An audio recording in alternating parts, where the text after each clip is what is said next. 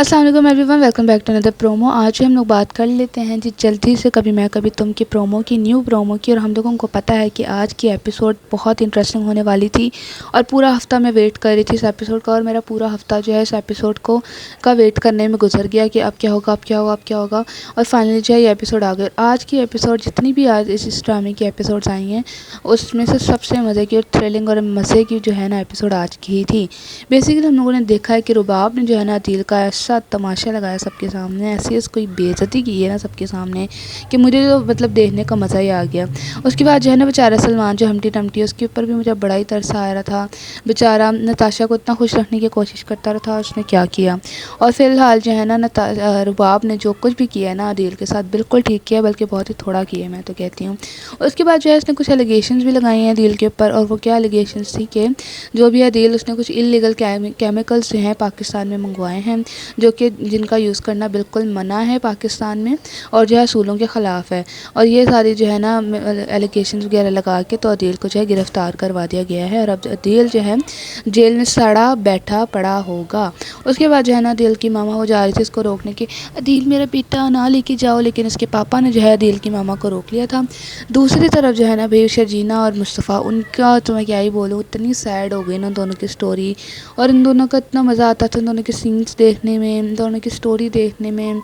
इतने cute couple था इन दोनों का, लेकिन अब जो है ना बहुत ही ज़्यादा सैड कर दी गई है इनकी स्टोरी।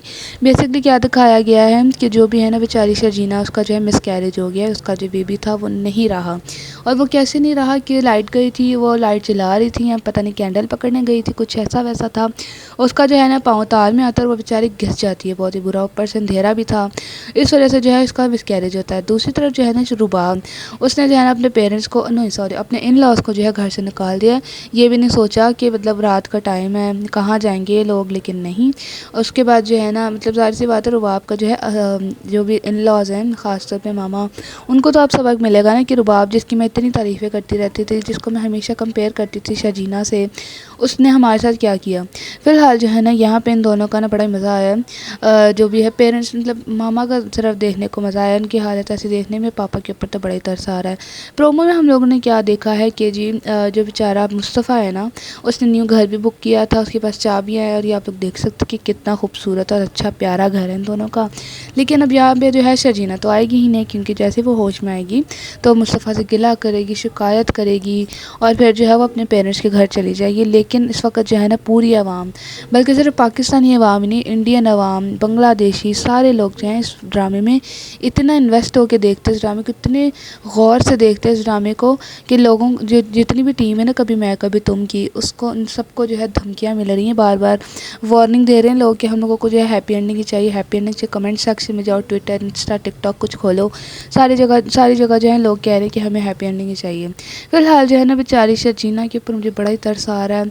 उसका जो बेचारी का मिसकैरेज हो गया, जब वो होश में आएगी और उसको पता चलेगा कि उसका मिसकैरेज हो गया तो वो बेचारी क्या करेगी, क्या उसका रिएक्शन होगा। और दूसरी तरफ जो बेचारा मुस्तफ़ा, वो बेचारा ये सब कुछ उसके कंफर्ट के लिए कर रहा था, उसकी अच्छी ज़िंदगी के लिए, अपने बेबी की न्यू अच्छी ज़िंदगी के लिए कर रहा था। लेकिन बेचारी शर्जीना को ये बात समझ नहीं आई और मुस्तफ़ा को भी जो है शर्जीना की बात समझ नहीं आई कि वो बस मेरा टाइम और अटेंशन मांग रही। दोनों को ना इस वक्त एक दूसरे की बात की समझ नहीं आई, दोनों एक दूसरे को समझ ही नहीं पाए, अंडरस्टैंड ही नहीं कर पाए। इस वजह से जो है ना ज़्यादा मिसअंडरस्टैंडिंग बढ़ गई और फिर जो है इनकी ये हालत हो गई। लेकिन मुस्तफ़ा के ऊपर बहुत तरस आ रहा है। फ़िलहाल जो हम लोग सिर्फ एक ही बात कर सकते कि हमें जो है ना हैप्पी एंडिंग चाहिए इस ड्रामे की, जो भी है कुछ भी हो जाए हैप्पी एंडिंग ही होनी चाहिए।